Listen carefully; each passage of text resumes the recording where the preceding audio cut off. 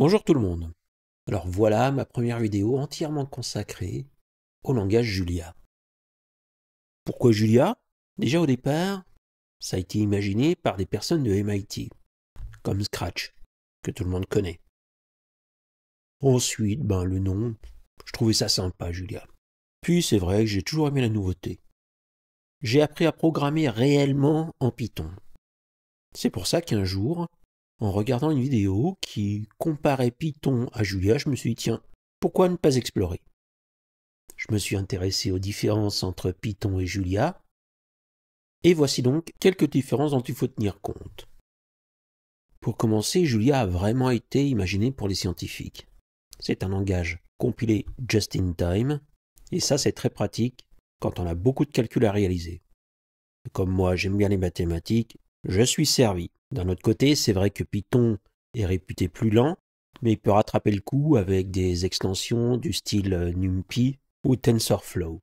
Alors c'est vrai que Python est connu pour sa simplicité, dans la syntaxe comme dans l'utilisation. Mais ceux qui suivent un petit peu ce que je fais avec Julia se rendent compte que Julia n'est pas mal non plus dans ce genre.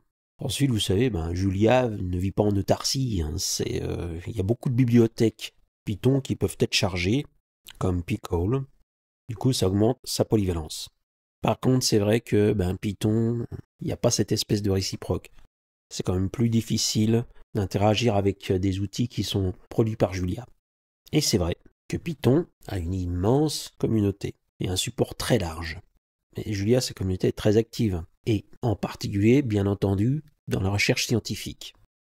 Comme je ne suis pas informaticien, je ne vais pas faire de cours sur ce langage. Je vais simplement me servir d'exemples, soit d'exercices, soit de questions que je me suis posées, par exemple, sur la décomposition en produits de facteurs premiers, ou comment produire un crible d'Ératosthène, ou ce genre de choses, quoi. Et la première chose à savoir, c'est que, dans Julia, la notion de fonction est absolument centrale. Je vais donc commencer par l'étude d'une fonction dont je me sers très régulièrement. Cette fonction que vous avez devant vous permet de décomposer un nombre produit de facteurs premiers. Et je vais décortiquer un petit peu tout ce qu'il y a dans le programme. Première chose, je vais tenter de vous expliquer comment fonctionne une liste. Une liste, en Julia, c'est extrêmement simple à construire. Je vais prendre un exemple. Je crée une liste que j'appelle original list en tapant successivement crochet entrant, crochet sortant. On voit que Julia me renvoie un renseignement any de crochet. Ce any signifie que pour l'instant la liste est vide, mais que je peux la remplir avec n'importe quel type d'éléments, que ce soit des caractères, des nombres en particulier. Cette liste, j'ai décidé de la remplir des nombres allant de 1 à 10. Pour ceci, j'utilise la boucle for, et pour k in 1, 10, ce qui signifie que pour k allant de 1 à 10, je vais utiliser l'instruction push, point d'exclamation. Ce point d'exclamation signifie en fait que je vais modifier la liste grâce à l'instruction push qui consiste à remplir la liste par la droite. Donc push, point d'exclamation, liste, virgule, k, je demande d'imprimer la liste et je vois apparaître une liste, toujours pareil, any, ça veut dire que je peux continuer à la remplir avec autre chose que des nombres. Eh bien, cette liste est remplie des nombres 1, 2, 3, 4, 5, 6, 7, 8, 9, 10. Et j'ai dit que j'alimentais cette liste par la droite parce que on a d'abord rangé 1, puis ensuite à droite 2, à droite 3, etc., etc. Et ensuite, regardez voir. Je vais utiliser une autre instruction qui est push first. Push first, point d'exclamation, list, virgule, k, me complète la liste, mais cette fois-ci par la gauche. C'est-à-dire qu'à gauche du 1 que j'avais tout à l'heure, je vois apparaître 1, ensuite à gauche 2, 3, 4, 5, si bien que ça me fait une liste avec des nombres d'abord décroissants, de 10 à 1, puis croissants de 1 à 10. Mais je pourrais essayer de trier les éléments. Pour ceci, ça paraît naturel, j'ai l'instruction sort. Sort list me renvoie bien entendu la liste rangée dans l'ordre croissant, 1, 1, 2, 2, 3, 3, etc. Par contre, attention, si je tape list pour voir ce qu'il y a dedans, ça me renvoie la première liste. celle qui n'était pas modifiée. Et si j'utilise l'instruction sort list rev égale true, eh bien qu'est-ce que je vois? La liste avec des éléments classés dans l'ordre décroissant. Ça, vous l'avez deviné, ça vient de l'instruction rev. Et si j'imprime liste, je vois encore apparaître la liste d'origine, bien entendu. Pour garder la liste dans un ordre croissant, je vais affecter à liste sort list, si bien que je vois apparaître la liste dans l'ordre croissant. Et si j'imprime liste, eh bien cette fois-ci, j'ai gardé la liste classée dans l'ordre croissant. Maintenant, je me dis, si je veux supprimer un élément de la liste. Pour ceci, j'ai une fonction qui s'appelle deletate, et pour dire que je modifie la liste, point d'exclamation. Donc deletate list 3 signifie que je vais supprimer le troisième élément de la liste, c'est-à-dire ici un 2. Et effectivement, je vois que le troisième élément a été supprimé parce qu'il n'y a plus qu'un seul 2. Et si, comme paramètre à la fonction deletate, j'utilise list length list, c'est-à-dire la longueur de la liste, bien entendu, ça va me supprimer le dernier 10. Effectivement, Julia me renvoie la liste sans le dernier élément. Mais sur les listes, on peut aller plus loin dans les manipulations. Si j'utilise la fonction filter, filtre donc, ça va s'intéresser à certains éléments qui vérifient des conditions. Filter K flèche K%2 différents de 0. Dans la liste, je ne vais retenir que les éléments qui sont impairs. J'effectue filter.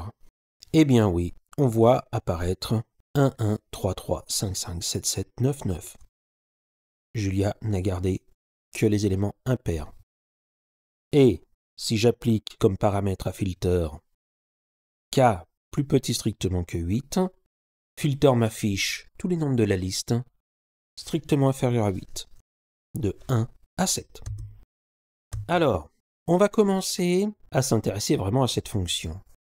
Première instruction, facteur, une variable, et pour faire comprendre à Julia que je vais la remplir de nombres, je marque vector int, et je crée une liste vide. Ensuite, je commençais mon étude à i est égal à 2, parce que 1 n'est pas un nombre premier. Et tant que i au carré est inférieur ou égal à n, qui est le paramètre de la fonction f, eh bien, je vais imprimer i et n. Techniquement parlant, ça ne sert à rien, mais ça me permet de voir comment progressent les quelques lignes de programme. Vraiment, le while commence maintenant avec if. Si n%i différent de 0, c'est-à-dire que si n n'est pas divisible par i, eh bien i prend la valeur i plus 1. Autrement, je divise n par i et j'alimente facteur avec la valeur i. Ça paraît étonnant, moi sincèrement je croyais que ça n'allait pas passer. Mais ce que j'ai fait là, j'ai changé la valeur de la borne de while. J'avais sincèrement peur que ça me renvoie un message d'erreur. Donc une fois qu'on a divisé par i et alimenté, eh bien on retourne à la première ligne de la boucle while. Ça paraît peut-être pas très clair pour l'instant, mais on va voir l'exécution. Je sors de la boucle while et facteur, je l'alimente avec la dernière valeur de n que j'ai obtenue. J'imprime facteur, ça pareil, ça ne sert pas à grand chose, mais ça me permet de voir en direct le résultat. Et je retourne facteur. Allez, j'enclenche la fonction f. Et dans le terminal de Julia, je vois que j'écris une fonction f avec une méthode, c'est-à-dire en gros une variable, ce n. Et je demande d'afficher f200. Alors, comme je le disais, je vois apparaître le déroulement de la fonction. 100 étant divisible par 2, je divise par 2, j'alimente la liste avec 2, si bien que j'obtiens 2,50. 50 étant divisible par 2, je divise 50 par 2 et j'alimente la liste avec 2.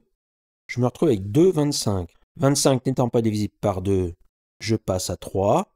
25 pas divisible par 3, je passe à 4. 25 pas divisible par 4, je passe à 5. Par contre, 5 divise 25. Donc, je fais le premier cas du while.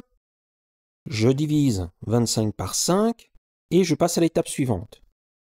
Et l'étape suivante, ici c'est pas marqué, mais j'aurai 5, 5. Mais 5, 5, c'est pas possible parce que le carré de 5 est plus grand que 5. Donc je sors de la boucle et j'imprime quand même le dernier 5. Si bien que j'ai bien que dans la liste 2, 2, 5, 5 et 100 est bien égal à 2 au carré fois 5 au carré. Si je tape f de 17, bien sûr, je commence par 2. 2 ne divise pas 17, donc je passe à 3. 3 ne divise pas 17, donc je passe à 4. 4 ne divise pas 17, donc je passe à 5. Mais 5 au carré est plus grand que 17. Je sors du while et j'alimente la liste avec 17. Et effectivement, 17 est un nombre premier. 17 s'écrit sous la forme 17 puissance 1. f de 97, pareil. 97, c'est un nombre premier. Donc, on recommence 2, 3, 4, 5, 6, 7, 8, 9. 9 au carré 81. Par contre, 10 au carré 100, plus grand que 97. Donc, c'est un nombre premier. Et regardez, si jamais je supprime l'instruction vector int et que je demande d'exécuter la fonction, eh bien, f de 100, je vois qu'on a une liste de 4 éléments vector any. Alors qu'avant, on avait vector int 64. Donc ça veut dire que ça a changé quand même la structure de la liste. Les éléments de la liste ne sont plus considérés comme des nombres entiers. Et cette fonction f, je vais l'écrire différemment. Je l'appelle g cette fois-ci. Mais ça va faire exactement la même chose, de manière plus compacte. Alors c'est vrai qu'au départ, j'avais imaginé ce programme avec une instruction. J'avais marqué if n strictement plus grand que 1, push factor n. Mais c'est vrai que n est forcément strictement plus grand que 1 à la fin. Donc je supprime cette instruction et je commence à analyser cette fonction. Alors, facteur est une liste d'entiers, et comme vous le voyez, une liste dans Julia est considérée comme un vecteur. I prend la valeur 2, tant que i au carré est inférieur ou égal à n, pareil que tout à l'heure. Eh bien, c'est là que ça devient délicat. Dans cette ligne, le point d'interrogation correspond à if. Donc si n%i différent de 0, c'est-à-dire que si i ne divise pas n, alors on passe après le point d'interrogation, i prend la valeur i plus 1. Et les deux points qui suivent correspondent au else. Donc autrement, n est divisé par i et j'alimente facteur avec la valeur i. C'est vrai que cette instruction se rapproche un peu de ce qu'on peut trouver dans les tableurs. Il y a sûrement des personnes qui aiment bien, moi, moyen, quoi. S'il y en a qui aiment bien, qu'ils fassent savoir pourquoi, ce sera vraiment intéressant. Donc, je sors du while, j'alimente facteur avec la valeur n, et je retourne facteur. Donc j'ai bien une fonction avec une méthode, g200 me renvoie exactement la même chose. Et allez, je vais prendre un petit nombre au hasard, enfin pas tout à fait, 1, 2, 3, 4, 5, 6. Je vois que c'est une liste de 8 éléments d'entiers, int 64, et 123 456 est égal à 2 puissance 6 fois 3 fois 643. Bon alors, comme je le disais précédemment, les listes, c'est pas destiné seulement aux nombres ou aux chaînes de caractères. On va voir qu'elles peuvent avoir d'autres applications. Donc pour aller plus loin dans l'étude des fonctions et des listes, j'ai décidé de vous présenter une autre fonction dont je me sers aussi souvent, qui est le crible d'Ératosthène. Je vous rappelle comment ça fonctionne. Pour déterminer, par exemple, les entiers jusqu'à 100 qui sont des nombres premiers, on commence par 2, qu'on sélectionne, puis si on écrit ça sur une feuille de papier, eh bien on barre tous les multiples de 2. Donc après on se rend compte que 3 apparaît, donc ça on l'entoure, et on supprime tous les multiples de 3. Et on continue comme ça pour se rendre compte que le dernier nombre qu'on va entourer est 97, qui est le nombre premier, qui est juste avant la valeur 100. Juste une petite remarque quand même, c'est que si on prend 3 par exemple, qui est un nombre premier, ça sert à rien de chercher 6, parce que 6 est déjà dans les multiples de 2. Donc, on commence à barrer à partir de 9, qui est le carré de 3. Pareil, après on a 5, mais ça sert à rien de chercher 5 fois 2, 5 fois 3, 5 fois 4, parce qu'ils ont déjà été barrés. Donc on va barrer les nombres à partir de 5 au carré. C'est ce qui va me permettre, dans l'algorithme que je vais proposer, d'aller beaucoup plus vite. Donc dans ce programme, la première chose que j'ai faite, c'est de créer une variable premier, qui est pour l'instant une liste vide.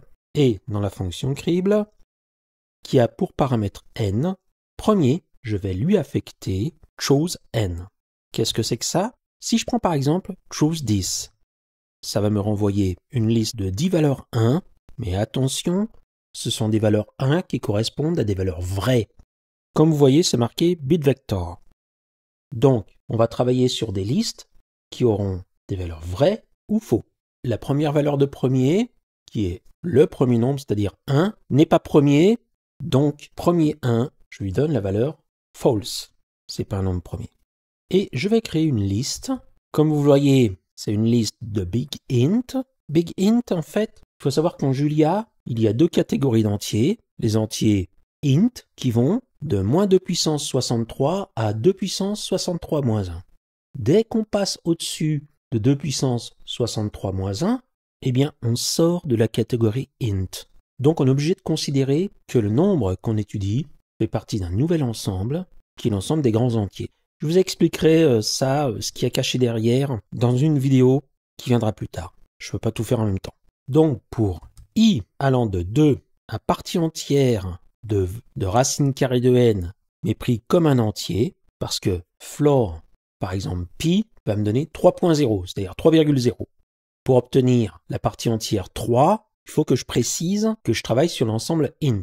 Donc, pour i allant de 2 à la partie entière de racine de n, si premier de i est vrai, ce qui ici est écrit premier de i, donc premier de i signifie premier de i vrai, pour j allant de i au carré à n avec un pas de i, donc comme je le disais tout à l'heure, on commence l'étude à partir de i carré, premier j prend la valeur false, c'est-à-dire c'est un multiple de j, donc c'est pas un premier.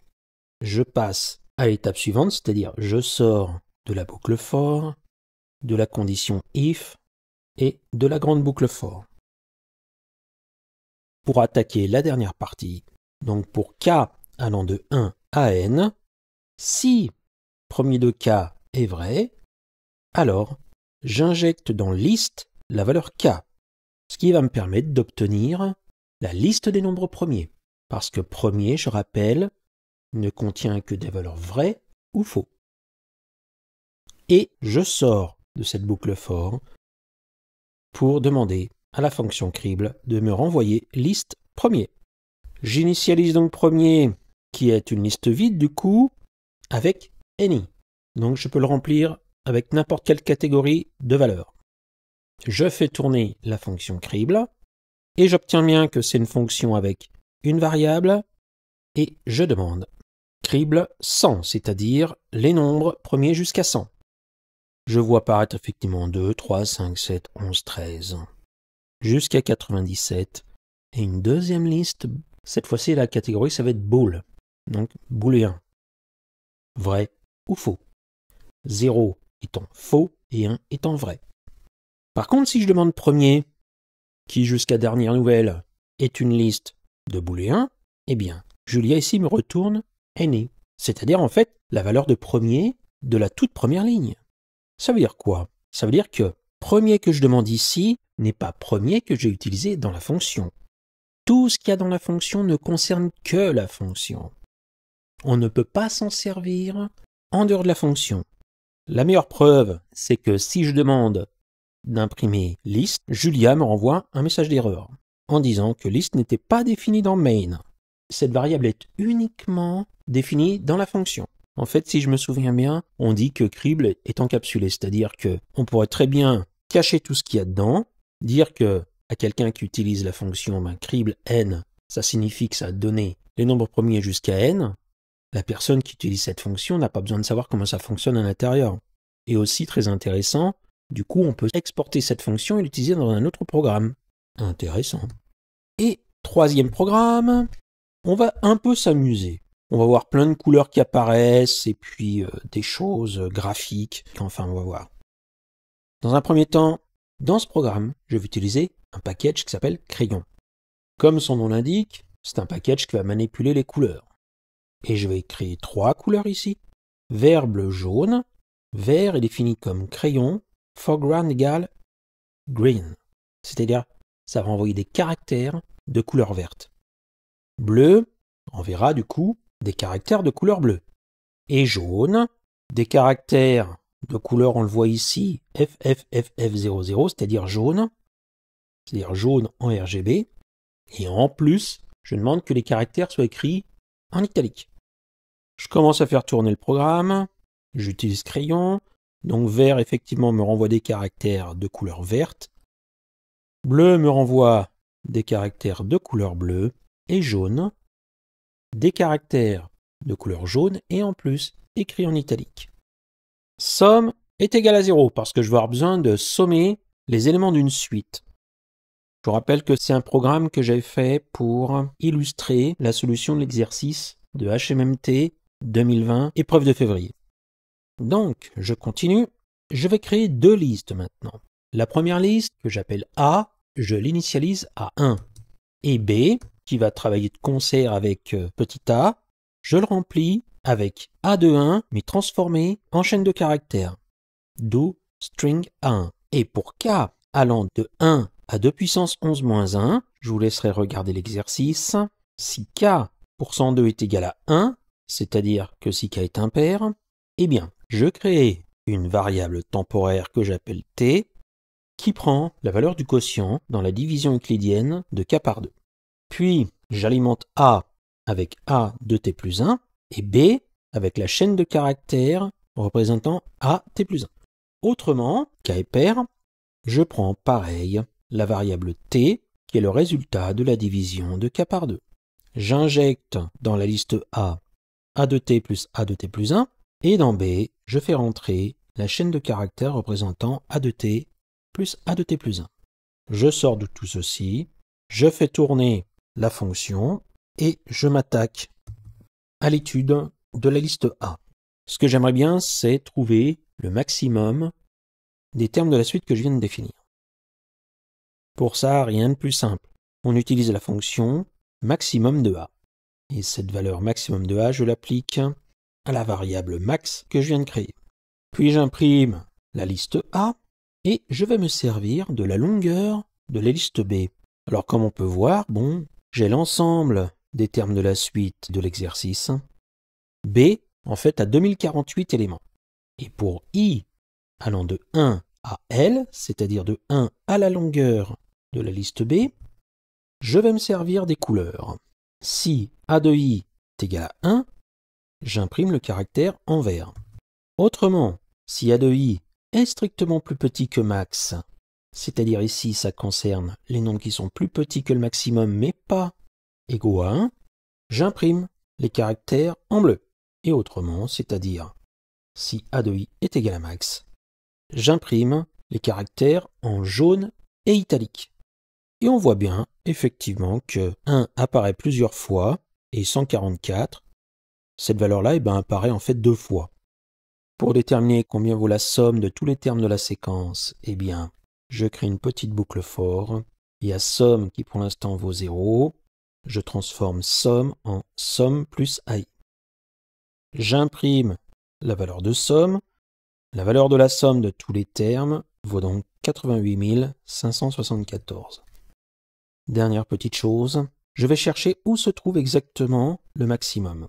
Et plus précisément, la première valeur de en créant la variable indice, et tant que A de indice est strictement inférieur à max, indice prend la valeur indice plus 1. Donc je m'arrête lorsque j'ai trouvé la première valeur de l'indice pour laquelle la valeur est maximale. Finalement, j'imprime B de indice en jaune et en italique. Pour terminer ce programme, je vous disais on va s'amuser un peu, je vais demander une représentation graphique de la suite. Parce que c'est vrai, quand on regarde, le moins qu'on puisse dire c'est qu'elle monte, elle descend, on ne sait pas trop comment ça se comporte tout ça.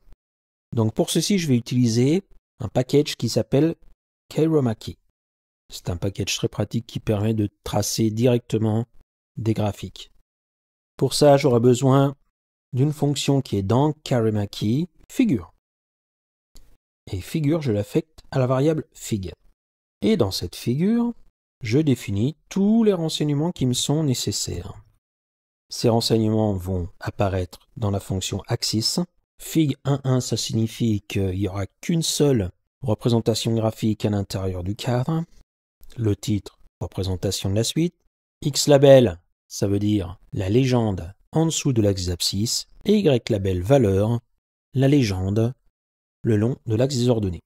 Et je trace la représentation graphique avec scatter, point d'exclamation.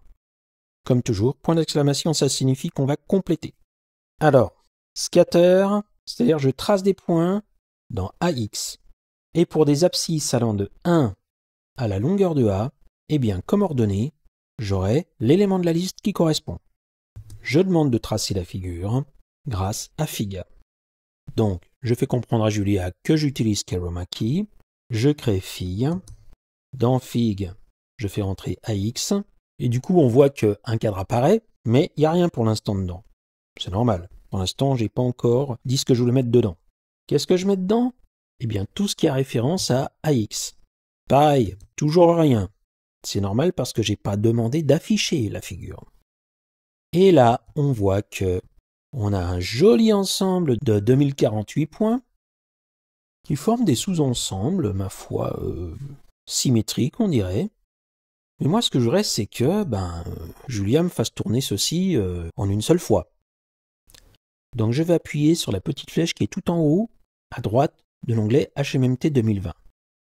Qu'est-ce que je vais voir apparaître? Aïe, ça commence mal. Message d'erreur. J'essaie de faire tourner ça en éteignant VS Code, le rallumant et refaisant tourner, mais ça passe pas du tout. Alors du coup, je me suis dit, je vais me tourner vers autre chose. Donc, je copie le programme en entier et je me tourne vers Google Colab. C'est ce qu'ils appellent un notebook, c'est-à-dire en Python, c'est équivaut à Jupyter, pour les gens qui connaissent. Et bien entendu, Google va demander de se connecter au compte. Ça, c'est fait, donc j'y vais. Et je crée un nouveau notebook. Très intéressant, c'est pour ça que je voulais vous parler de Google Colab. C'est que quand on veut chercher le type d'exécution, eh bien, on voit qu'il y a 3 types d'exécution. Python 3, R et Julia. Et 3 seulement. Donc pour moi, ça signifie quand même que Julia monte en puissance quand même. À suivre donc. Donc, je copie. Et je fais tourner. Qu'est-ce qui va se passer? Bien entendu, comme d'habitude, message d'erreur. Il me fait comprendre que Crayon n'est pas installé, qu'à cela ne tienne. Mais par contre, avec Google Colab, on ne peut pas se servir du crochet droit pour accéder à Package. On est obligé de faire comprendre à Colab qu'on utilise Package.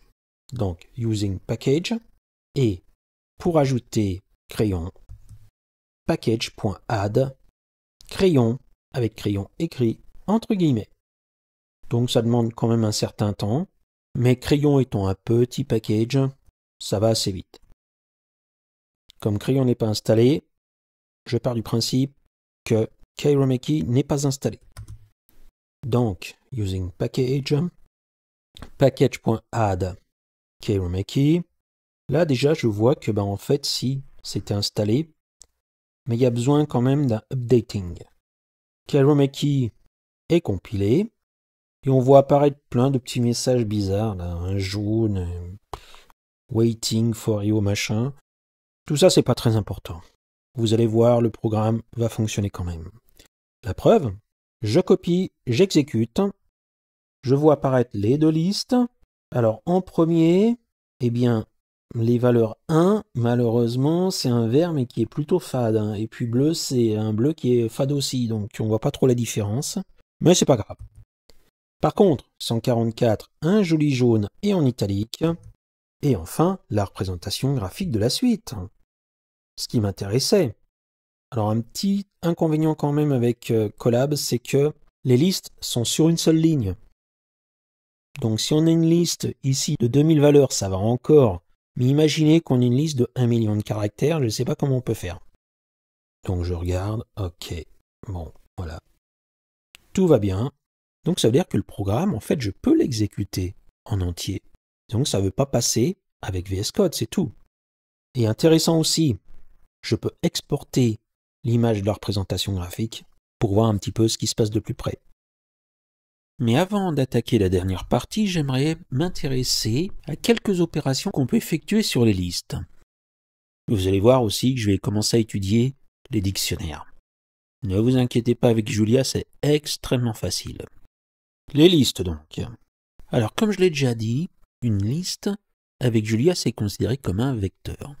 On va commencer à créer une liste A remplie d'entiers, int, et c'est marqué plus précisément int 64.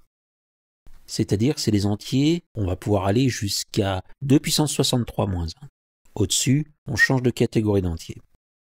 Cette liste donc, je l'alimente grâce à la fonction push, avec des nombres pris au hasard entre 1 et 10. Round 1, 10. Je crée donc la liste 1, 7, 5 et je vais créer, par la même occasion, une liste petit b, mais comme je précise rien, Julia considère que la liste sera remplie avec tout type d'éléments, do any. Et pour k allant de 1 à 3, donc push, b, round 1, 10, je remplis b, pareil, avec des nombres compris entre 1 et 10, pris de manière aléatoire.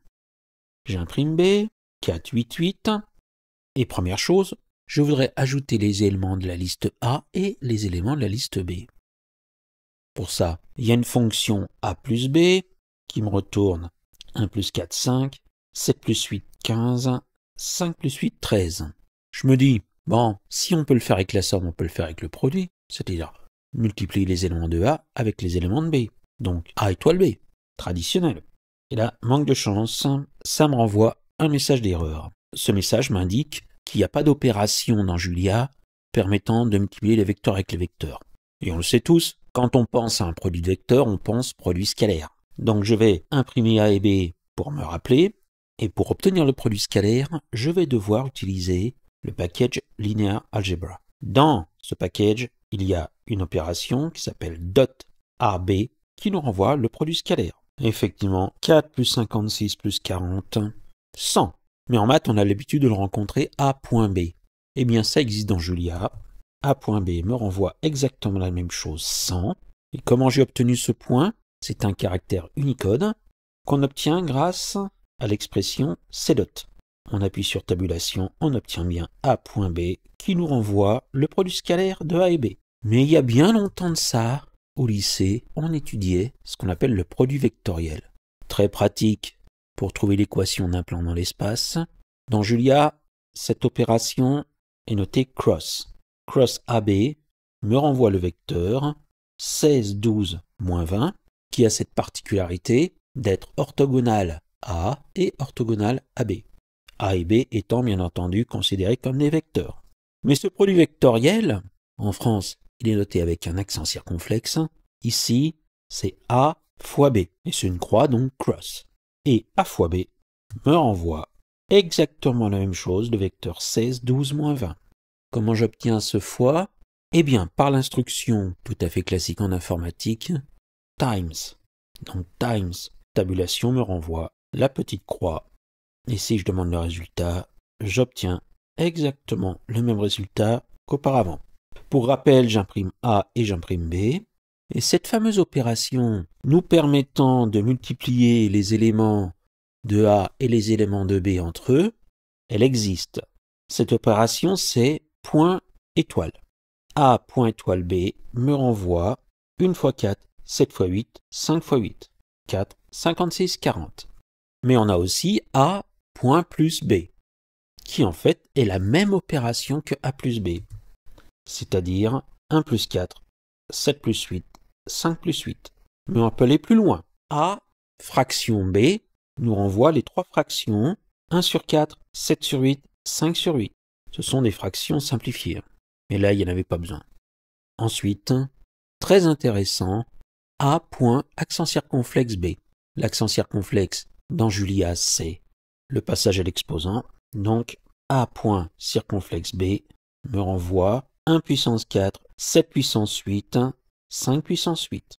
Mais je pourrais très bien m'intéresser à la structure des listes, voir ce qu'il y a dedans réellement. Pour ça, j'utilise le package random. Pour rappel, j'imprime A et j'utilise la fonction shuffle A. Shuffle A, en fait, permet de redistribuer les éléments de la liste de manière aléatoire. C'est-à-dire 1, 7, 5 a été remplacé par 7, 5, 1. Et je pourrais très bien décider, ça m'arrive d'ailleurs assez souvent, d'insérer un élément dans la liste à un endroit précis. Insert point d'exclamation B3 pi, ça signifie que je vais insérer à la troisième place de B le nombre pi. Et j'obtiens bien la liste B à laquelle j'ai ajouté la valeur pi à la troisième place. Mais pi, en fait, je me suis trompé, c'était 4 qu'il fallait mettre. Eh bien, pour remplacer pi, je vais utiliser l'instruction splice, point d'exclamation, B34. Je vois afficher pi, donc ça signifie que j'ai remplacé pi dans la liste. Et j'imprime B, qu'est-ce que je vois? La liste dans laquelle pi a été remplacé par 4. Et le dernier nombre de la liste, je décide de le remplacer par un nombre pris au hasard entre 1 et 10. Splice, point d'exclamation B4, round 1, 10, me renvoie 4, 8, 4, 6. Donc, le 8 a été remplacé par le 6. Nouvelle fonction, append, point d'exclamation. Cette fonction me permet d'effectuer ce qu'on appelle une concaténation. C'est-à-dire, je vais juxtaposer A et la liste 7, 8 dans cet ordre. Regardons. J'ai bien la liste 1, 7, 5 suivie de la liste 7, 8. Deletate, point d'exclamation A4 me permet de supprimer le quatrième élément de la liste A. Donc pour rappel, j'imprime la liste A et deletate A4. Je vois bien que la liste renvoyée est 1, 7, 5, 8. J'ai supprimé le 7 de la liste. Alors une petite remarque dans tout ce que je viens de faire, c'est que append complète la liste A, mais de manière définitive. Je vais travailler un petit peu sur la liste B. Alors cette ligne, je l'avais faite avant, mais là je me rends compte que tous les éléments sont inférieurs à 9, donc c'est pas intéressant. Je vais donc demander à la fonction findFirst de me trouver le premier élément de la liste qui ici va être supérieur strictement à 7. Eh bien c'est bien le deuxième élément de la liste, puisqu'on a d'abord 4, puis 8. 8 étant strictement supérieur à 7, ça nous renvoie l'indice 2. Nouvelle petite fonction reduce. Reduce plus A me renvoie la somme des éléments de A, et du coup si je prends la variable C à laquelle j'affecte A plus étoile B, j'obtiens le vecteur 4 fois 1, 8 fois 7, 4 fois 5, 6 fois 8, donc 4, 56, 20, 48. Et si j'effectue reduce plus C, j'obtiens 128 qui n'est autre que le produit scalaire. Je vérifie, A.B me renvoie 128. Fold L, étoile A, va me renvoyer le produit de tous les éléments de la liste. 5 fois 8, 40, fois 7, 280. Fold L plus A, c'est la même chose que reduce A, ça me renvoie la somme des éléments, c'est-à-dire 21. Fold L, fraction A, va m'envoyer 1 sur 7 sur 4 sur 8, 1 280e. D égale sort A, ça on a déjà vu plein de fois, c'est la liste A rangée dans l'ordre. Si j'imprime D, je trouve 1, 5, 7, 8, qui est la liste A, classée dans l'ordre croissant. Et si je fais cumsum D, j'obtiens la liste 1, 1 plus 5, 1 plus 5 plus 7, 1 plus 5 plus 7 plus 8. 1, 6, 13, 21. Et ça, si on regarde, ce n'est rien d'autre que la méthode nous permettant d'obtenir l'effectif cumulé croissant d'une série statistique. J'imprime A pour rappel et pop point d'exclamation A me supprime le dernier élément de A. Ce dernier élément a été 8. J'imprime la liste, j'ai bien 1, 7, 5. V4 me donne la concaténation de A et de B. Ça me renvoie 1, 7, 5, 4, 8, 4, 6. Map X donne X au carré A, me renvoie les carrés des éléments de A, 1, 49, 25. Reverse A me renvoie tout simplement les éléments de A inversés, donc 5, 7, 1. Petite remarque, reverse point d'exclamation me renvoie A, mais du coup la liste A est conservée. La preuve, si j'effectue reverse A, j'obtiens 1,75 et imprimer A me renvoie 1,75. Donc ça veut dire que c'est de manière permanente qu'elle a été inversée. J'utilise maintenant le package statistics. Comme le nom l'indique si bien, on va étudier le caractère statistique des listes. Somme A me renvoie la somme des éléments de A. 1 plus 7 plus 5. Min A renvoie la moyenne de la liste, 4,33. Et médiane A, la médiane de la liste. Et je m'intéresse au dictionnaire. Comme je vous le disais, c'est extrêmement simple. Je commence à créer un dictionnaire, nom André, âge 12 ans et ville Les Marches. J'obtiens un dictionnaire à 3 entrées, ils appellent ça des clés. Donc, on va utiliser ce terme-là, qui a 3 clés, nom, âge, ville, et 3 valeurs, André, 12, Les Marches. Si je demande d'imprimer la valeur associée à nom, j'obtiens André, bien entendu. Et cette fonction get est capitale dans l'étude des dictionnaires. Get des départements pas précisés va chercher département dans les clés et s'il ne trouve pas de département, il va marquer pas précisé. Regardons, effectivement, j'ai pas donné le département donc c'est pas précisé. Les Marches se trouvent en Savoie, donc des départements égale Savoie. Je recommence la même instruction, get des départements pas précisés, eh bien ça me renvoie la valeur Savoie parce que Les Marches est en Savoie. L'âge, en fait je me suis trompé, c'est pas 12 ans qu'il a, c'est 11. Donc des âges égale 11 me renvoie 11, et j'ai pas besoin de la ville, donc je la supprime, delete, point d'exclamation. Je vois apparaître le dictionnaire mais sans la ville. André ne nous a pas dit ce qui l'intéressait, donc hobby, in keys day, est-ce que hobby est dans les clés? False. Donc il n'y a pas. Et je vais afficher de manière un peu différente les éléments du dictionnaire. Pour clé et valeur dans D, j'imprime clé, valeur, avec ce petit signe de là avant. J'obtiens nom André, département Savoie, âge 11. Je peux demander d'afficher les clés, print ln keys, qui me renvoie nom, département, âge. Et print values me renvoie André, Savoie 11. Avec à côté, on voit bien any, parce que j'ai un mélange de chaînes de caractères et de nombres. On sait maintenant que André aime la lecture et la natation. Je crée un petit dictionnaire pour entrer ces données. Et l'instruction merge me permet de concaténer D et D2, c'est-à-dire de juxtaposer à gauche D et à droite D2. Plus précisément, ça a fusionné les deux dictionnaires. Pour l'instant, il n'y a pas d'éléments en commun. Donc, si je demande d'effectuer merge, ça me renvoie nom André, hobby, lecture, département Savoie, âge 11 et sport, natation. Je peux demander de classer un petit peu tout ce qui est dans le dictionnaire, à commencer par les clés. J'ai 3 clés qui sont classées, mais dans l'ordre Julia, c'est-à-dire département, nom et âge. Le A avec un accent circonflexe est après D et N. Si je demande de classer les éléments, cette fois-ci des valeurs, j'obtiens 11, André, Savoie. Julia considère d'abord les nombres, ensuite les chaînes de caractères. Mais je pourrais demander de prendre comme valeur uniquement les chaînes de caractères. Donc créer un filtre. X donne X2, c'est-à-dire la deuxième colonne, les valeurs.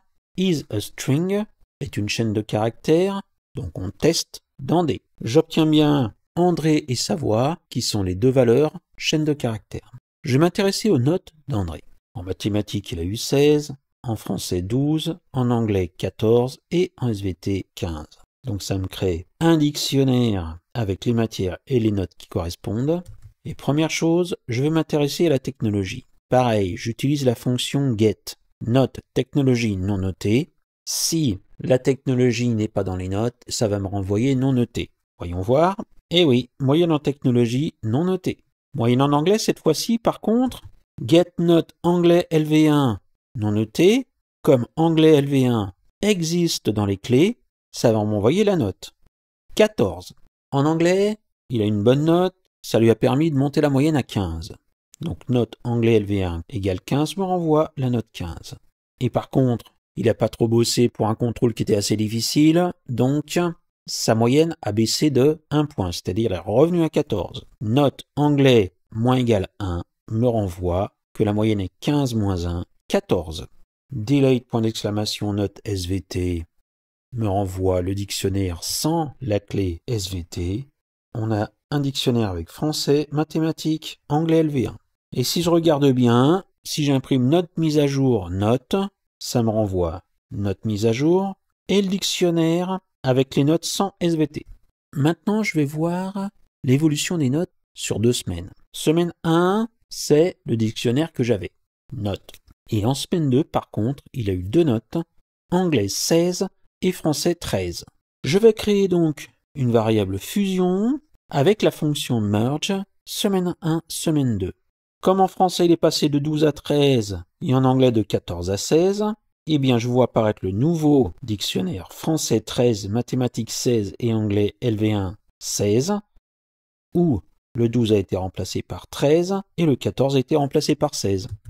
J'imprime fusion et dans ce dictionnaire, ce qui m'intéresse, c'est les notes qui sont supérieures à 14.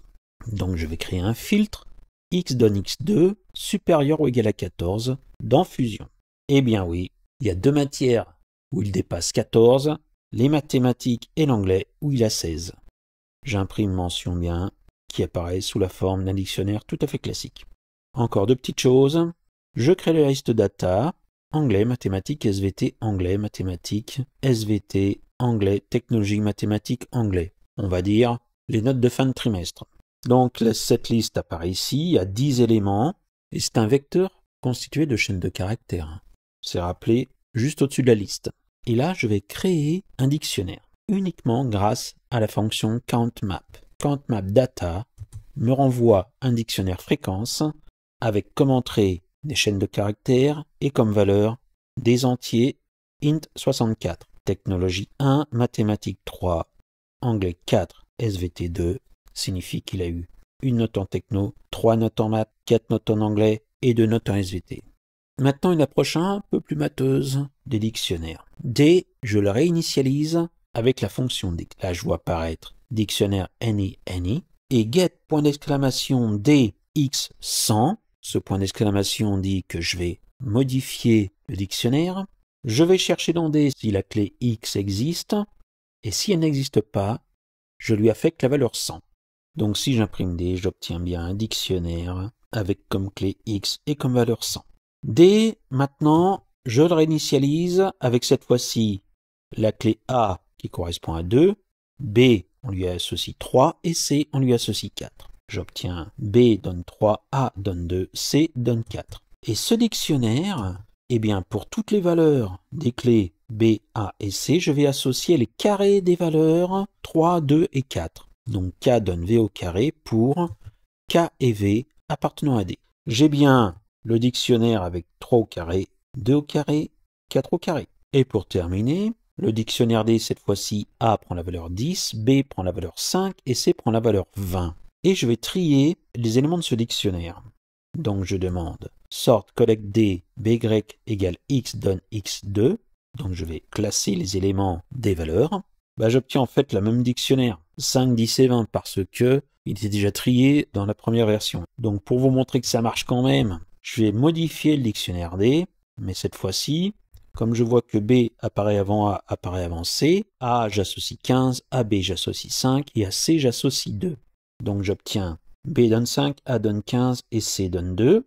Et quand même, je vais trier tout ceci et j'obtiens bien quand même le dictionnaire C donne 2, B donne 5 et A donne 15. Voilà, je vais donc m'attaquer à la dernière partie et là encore, plein de choses à vous montrer. Et tout me dit que cette partie risque d'être assez rapide. Dès le début, j'utilise 3 packages que j'ai déjà utilisés et que je connais. Crayon pour donner de la couleur aux caractères, statistique et colors pour arriver à bien gérer toutes les couleurs que j'ai utilisées. Comme je vous disais, dans Julia, la fonction, c'est quelque chose de capital. Je vais créer une fonction couleur avec comme variable n. Et je vais tout de suite rentrer dans le vif du sujet en créant la variable c à laquelle je vais assigner un triplet pour créer des couleurs RGB. Alors le n de couleur apparaît ici. La valeur associée au rouge vaudra 10-n fois 0,1. La valeur associée au vert vaut n fois 0,1. Et la valeur associée au bleu vaut 1. C'est-à-dire que la valeur du bleu sera toujours au maximum, mais le rouge et le vert varieront en fonction des valeurs que je vais donner à n.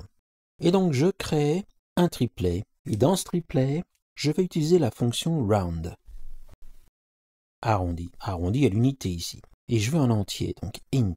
Et on sait que les couleurs en RGB, c'est défini par 3 nombres, compris entre 0 et 255. D'où le 255 fois red C, red C étant la valeur du rouge. Pareil pour green C et blue C.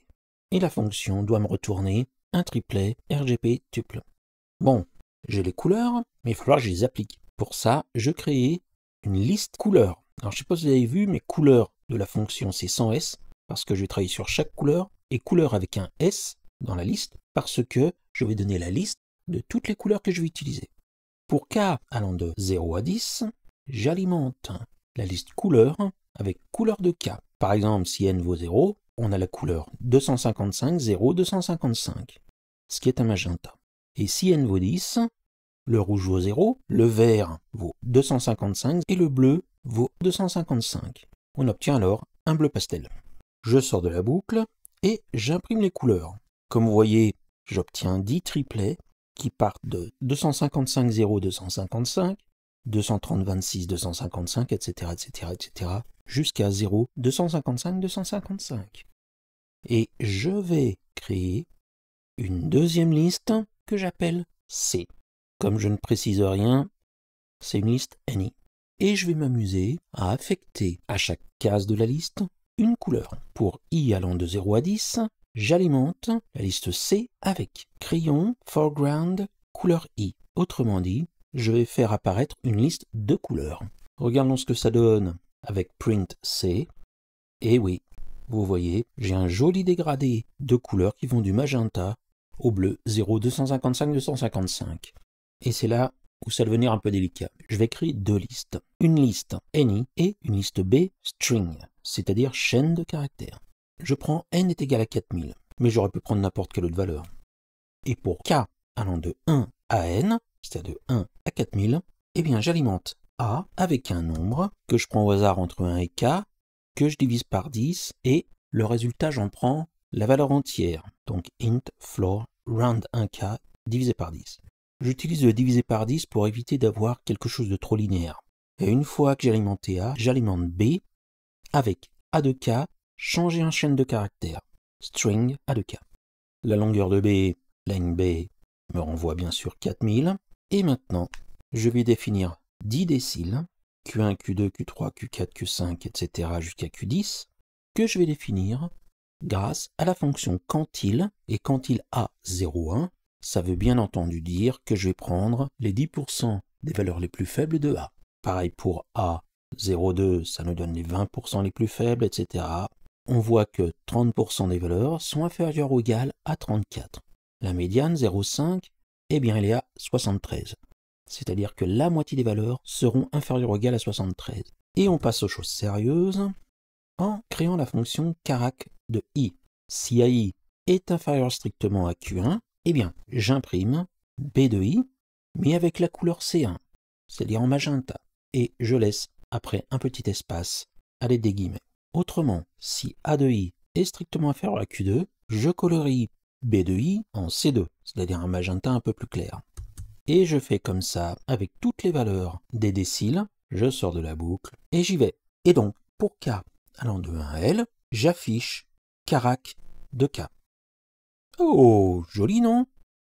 Joli, mais ça nous donne des renseignements. On voit qu'au début, on n'a que des magentas, et plus on avance dans la liste, plus la couleur devient bleu clair. Mais je vous ferai remarquer qu'on se retrouve quand même avec des valeurs qui sont basses.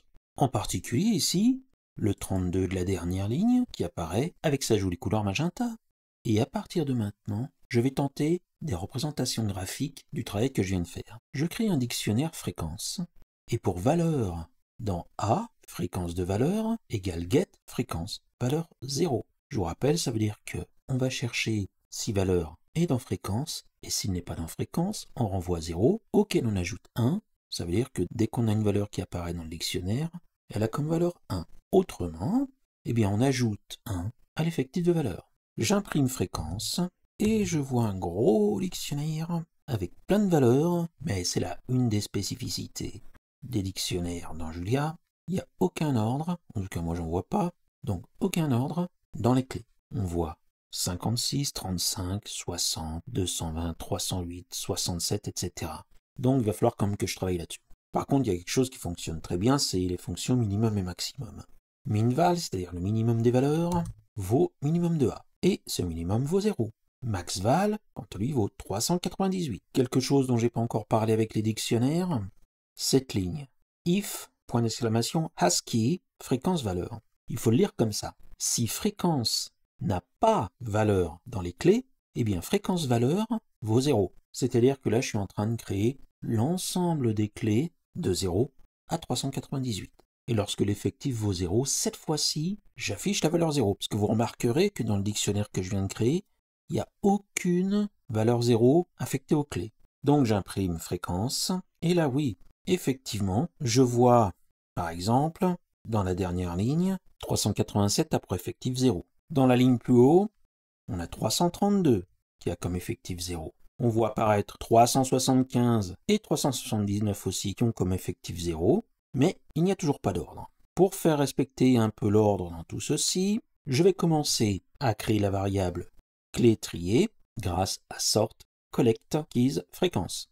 On voit apparaître les clés triées dans l'ordre croissant, 0, 1, 2, 3, 4, 5, 6, etc. jusqu'à 398. Mais là, je ne le ferai pas. Si je retournais au dictionnaire initial, j'aurais à nouveau un dictionnaire avec des clés sans ordre. C'est pour ça que là, j'ai fixé les clés grâce au package Ordered Collections.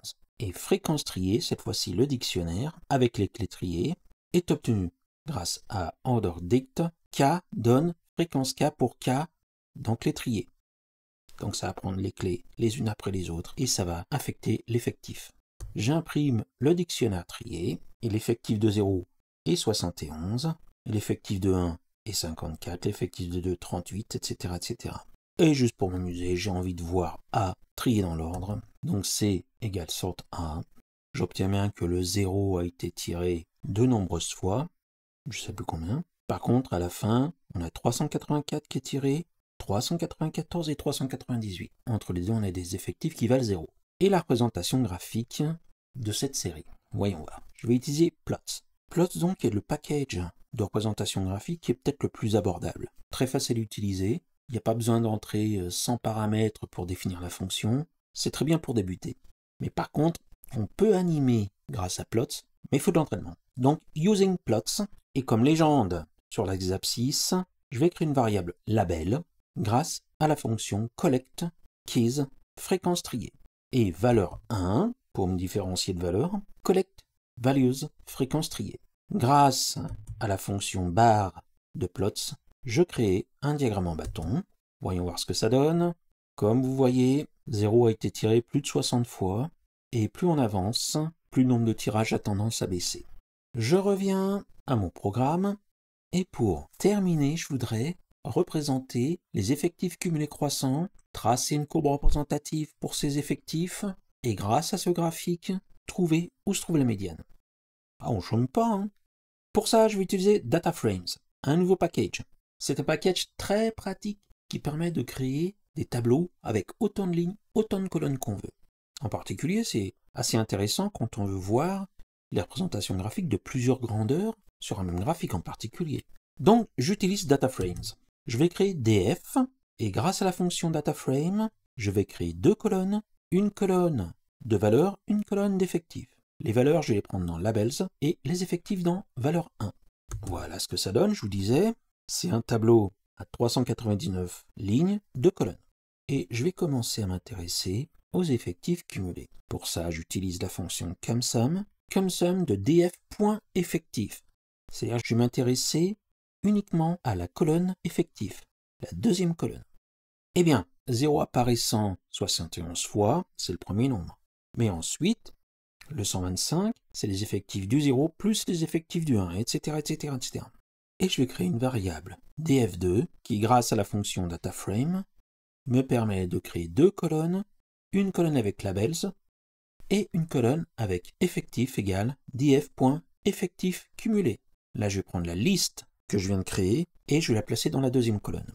Donc j'imprime df2 qui apparaît en entier. On voit un joli effectif cumulé croissant avec les clés qui correspondent. Alors là, c'est le point un peu délicat quand même du programme parce qu'il y a pas mal de calculs. Je vais me servir de la fonction findLast. Je ne sais pas si vous vous souvenez, dans la partie d'avant, j'avais utilisé findFirst. Ben là, c'est findLast. Je vais trouver la dernière valeur pour laquelle x est inférieur ou égal à n sur 2. Je vois que cette valeur, c'est le 73. Et comme calcul, voilà ce que je vais faire. Je vais déjà prendre la distance entre df2 effectif pris à indice plus 1 moins df2 effectif pris à indice. Puis la différence des abscisses, df2 de valeur, indice plus 1, moins df2 de valeur, indice. C'est-à-dire là, je suis dans la première colonne. Donc la différence des ordonnées vaut 15, et bien entendu, la différence des abscisses vaut 1. Alors cette deuxième colonne, à la valeur indice, on a 1989. L'abscisse de la médiane vaut donc df2 de valeur indice, plus n plus 1 sur 2 moins df2.effectif indice, divisé par différence ordonnée fois différence abscisse. J'obtiens 72,76, etc. J'imprime df2, pour rappel, et je demande de tracer la courbe des effectifs cumulés croissants. Puis, je vais demander à plot de modifier le graphique, d'où ce point d'exclamation. Plot, point d'exclamation, je vais demander de tracer une ligne qui va de minval n plus 1 sur 2 à maxval n plus 1 sur 2, autrement dit une ligne horizontale n plus 1 sur 2. Et pour marquer où se trouve exactement la médiane, je vais utiliser la fonction scatter qui me permet de tracer des points. Et cette fonction scatter, eh bien, elle me trace un point pile à l'intersection de la ligne et de la courbe. Et pour finir en beauté, je sauve la figure en créant un fichier mafigure10.svg. J'adore ce format SVG parce que ce sont des images vectorielles, donc sans pixels, et on peut travailler de manière incroyable avec les images.